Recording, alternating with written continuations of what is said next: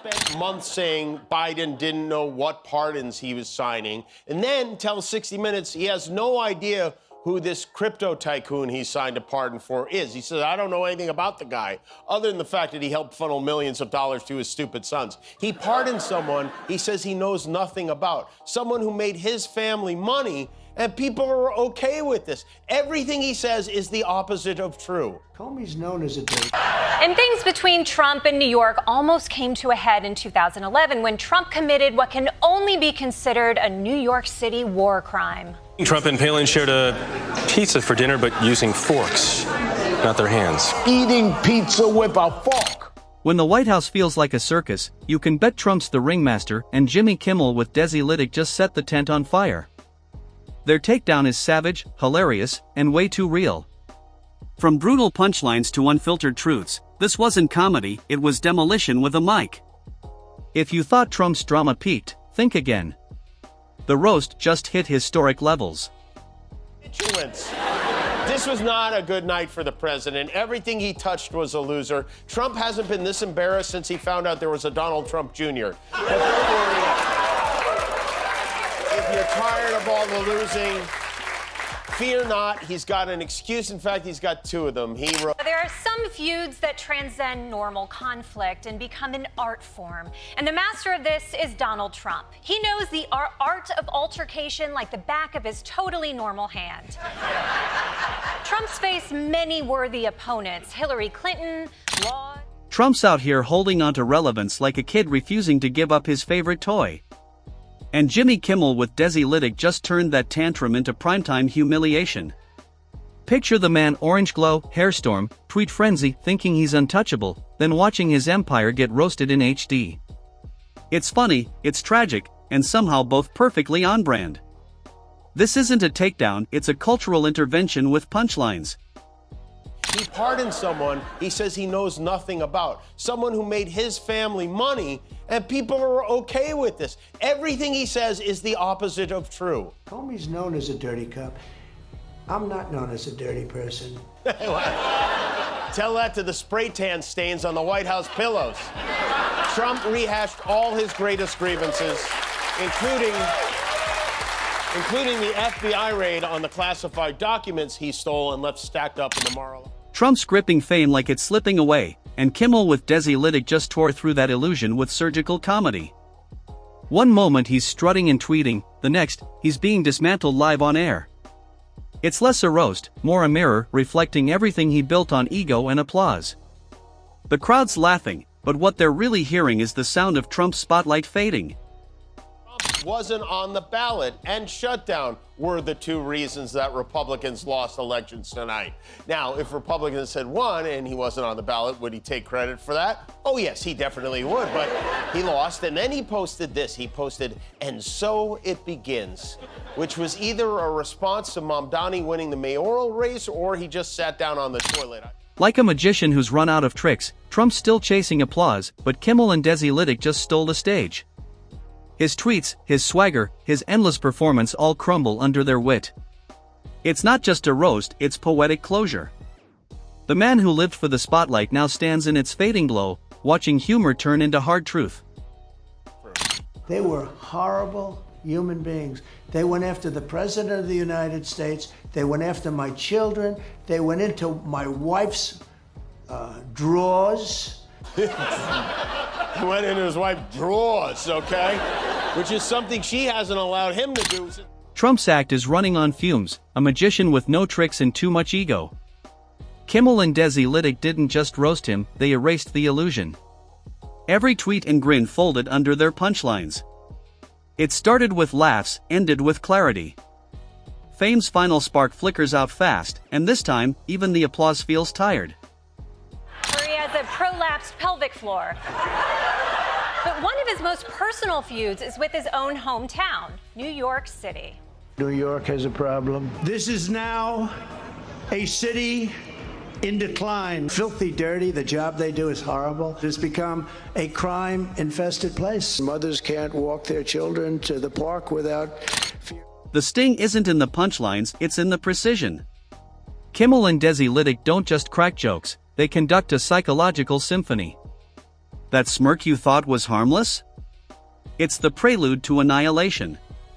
Each line lands with surgical accuracy, and Trump's caught mid-spin, unsure whether to smile or sulk. Defeat isn't in his vocabulary, but humiliation? That's written all over him. He stands there desperate, performing, hoping relevance is still within reach. But the audience isn't laughing because it's funny. They're laughing because it's true. The laughter rolls like thunder, sharp, chaotic, and deserved. Each jab hits like a precision strike, and Trump's ego, overinflated and fragile, collapses under the weight of reality. This isn't a roast anymore, it's a masterclass in controlled destruction. Then he was asked about this nonsensical idea of running for an unprecedented and unconstitutional third term. Can you set the record straight? You're not going to try and run for a third term? Well, I don't even think about it. I will tell you, a lot of people want me to run. One thing I can tell you, the 2020 election was rigged. And a lot of people say, when it's rigged, you're allowed to do it again. Desi Lydic doesn't just throw jabs, she engineers impact. Every word, every look, is perfectly timed, cutting through Trump's armor like it was paper. It's chaos with precision, a flamethrower in a papier-mâché palace. Trump's stunned, unsure how a 5-minute comedy bit just dismantled years of ego construction. What makes it brilliant is the disguise, it's funny. You laugh, you cheer, you barely notice that you're watching a public reckoning dressed as late-night humor. Kimmel and Lydic transform satire into strategy, exposing just how absurd self-importance becomes when divorced from evolution. Trump's built his empire on deflection, spin the narrative, mock the critics, stay invincible. But this time, he's outmatched by timing sharper than politics and humor deadlier than outrage. Watching him falter feels like witnessing a magician fail his own trick. Painful. Fascinating. Unforgettable. It's a disturbing picture. Moms being stuck inside with their children all day. But Trump didn't always think New York was a New York 2. Back in the day, he thought it was an LA 10. I have a special interest in New York. New York City is a hot city. It's a great city. It's the greatest city in the world. There's a greater energy in New York. There's a greater verve or a greater drive. New York City is the hottest city in the world right now. You know, I happen to be the biggest developer in the hottest city, so that's a very cool thing. There's a deeper layer beneath the laughter, a kind of comedic autopsy on power itself. This isn't just jokes for clicks, it's commentary on what happens when ego outweighs ability. Kimmel and Lydic wield satire like a scalpel, cutting through the illusion that loudness equals leadership. Every laugh is earned, but every line lands heavier than it first seems. The timing? Flawless. The pacing? Relentless. It's laughter with consequence. You catch yourself rewinding, trying to process whether you just witnessed humor or history. And that's the point, it's both.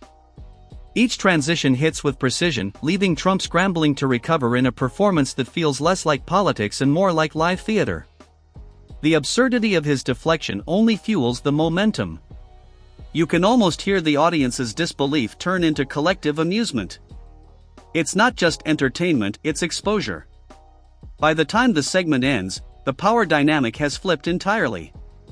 The man who once commanded headlines is now the headline's punchline.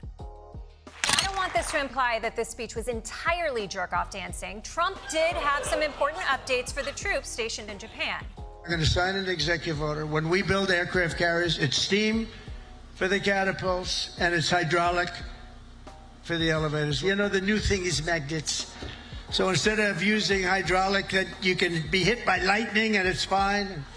You take a little glass of water and you drop it on magnets. I don't know what's going to happen. What? What the are you talking about? You don't know what's going to happen if you get water on a magnet? The magnet gets wet. That's it. Kimmel and Lydic aren't just telling jokes, they're playing strategy. It's comedy with choreography, performance with purpose. Every expression, every pause, every line lands like a move in a mental chess game. The audience can feel it too. They don't need deep political context, the humor itself exposes everything. What makes this duo so lethal is how they balance sharpness with restraint. Their delivery is smooth, never forced, the kind that makes you laugh first and realize the truth a second later. And when Trump reacts, the magic completes itself. His defensiveness becomes part of the act, feeding the narrative he's trying to escape. It's comedy weaponized, but never mean-spirited. This isn't humiliation, it's exposure. Trump's empire was built on exaggeration, performance, and relentless self-promotion. Kimmel and Lydic simply use those same tools, only with timing and intelligence he can't match. The result is dazzling, a takedown disguised as entertainment, truth disguised as laughter.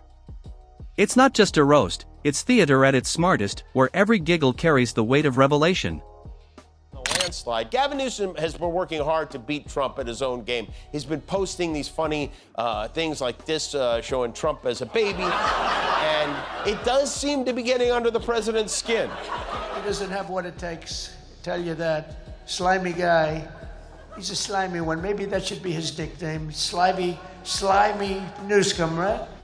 Oh man, he can't even come up with a decent nickname. What Kimmel and Lydic do isn't random, it's rhythm. Their roast unfolds like a perfectly scored piece of satire. Each line lands in time, each reaction a beat in a symphony of destruction. The laughter builds, and by the time Lydic delivers her final strike, Trump's completely out of sync, offbeat, off-brand, off everything. You can almost feel the silence between punchlines, tight, deliberate, dangerous. It's chaos made elegant. But what comes after is even more powerful. The clips spread like wildfire, reshaping conversations, headlines, and public perception. This isn't fleeting comedy, it's a cultural reset. Every meme, every retweet becomes a reminder of how spectacle collapses under scrutiny. Trump isn't walking off stage, he's being carried off by his own ego. And yet, through all the chaos, Kimmel and Lydic stay composed. Their wit is controlled, their laughter earned. They're not mocking, they're mirroring. They show the absurdity back to the source, and that's what stings. It's balance in motion, comedy as commentary, humor as history. Once Air Force One landed, the UK rolled out the red carpet. The president and the first lady made a stunning entrance, with Melania hiding her head under a UFO. And from there, it was on to Windsor Castle to tell the beef eaters that he's also on an all-beef diet. And that was followed by a parade in which one horse gave Trump a special salute of his own. This is where comedy becomes surgical. The humor carries its own proof, each line precise, each timing deliberate. Trump is left scrambling, improvising, fumbling where precision is demanded. His larger-than-life persona crumbles, revealing gaffes, contradictions, and quirks that are both shocking and hilarious. The genius lies not just in the obvious jabs, but in the micro-hits, a smirk, a pause, a look that undercuts an entire argument without a word spoken. Layered jokes pile up like dominoes, each building on the last, every subtle phrasing an invisible landmine for ego. Trump steps blindly, unprepared, and the audience sees the collapse with awe. Kimmel and Lydic orchestrate every moment, creating a masterclass in comedic timing where wit dismantles bluster and cleverness overwhelms arrogance. The subtle artistry of pauses, glances, and delivery ensures every quip lands, stacking layers of critique beneath laughter. It's not just comedy, it's evidence in motion. Every micro-moment sharpens the point, exposing the fragility of overconfidence. The final impression is clear: intelligence, precision, and humor will always eclipse bluster and bravado, leaving even the most inflated personas exposed.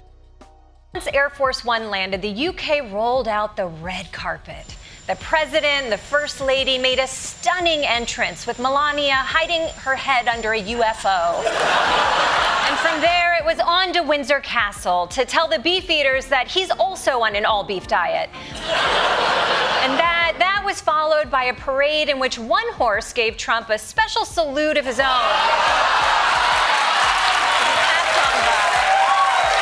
You know RFK Jr. texted him after, like, bring me some leftovers.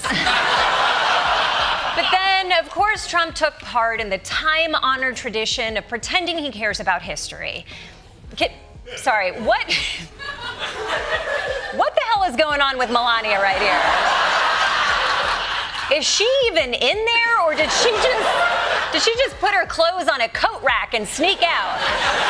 Now, tomorrow, Trump will be meeting with the prime minister to talk policy, but he had such a wonderful time today with all the pomp and circumstance, and it must have been so nice to spend some time in such ultimate surroundings and forget all about the drama and the troubles back home.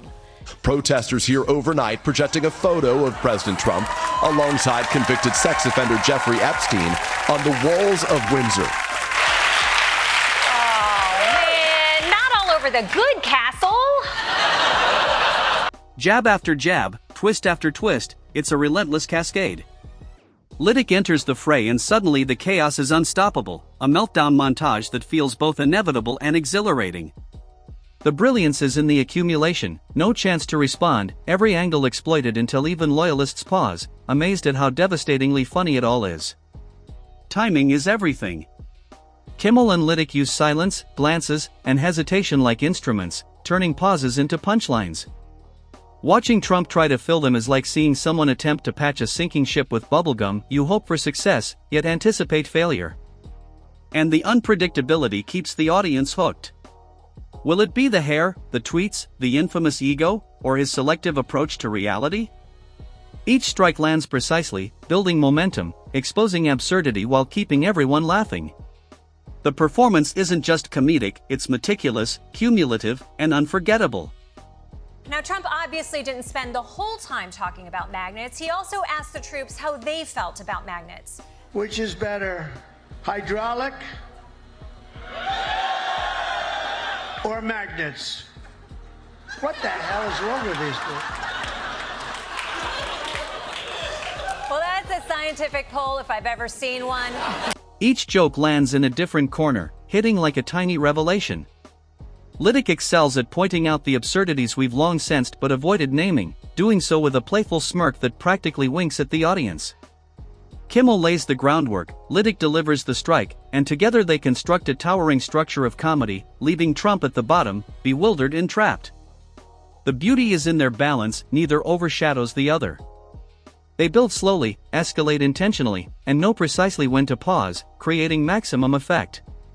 Watching Trump flounder in response is like seeing someone attempt to fight a hurricane with bare hands. It's chaotic, mesmerizing, and oddly satisfying. The layering of jokes, timing, and precision ensures every punch lands harder than the last, producing a mix of laughter, awe, and disbelief. This is more than a roast, it's a carefully orchestrated spectacle, a showcase of comedic mastery that blends strategy with absurdity, leaving both the subject and the audience equally captivated.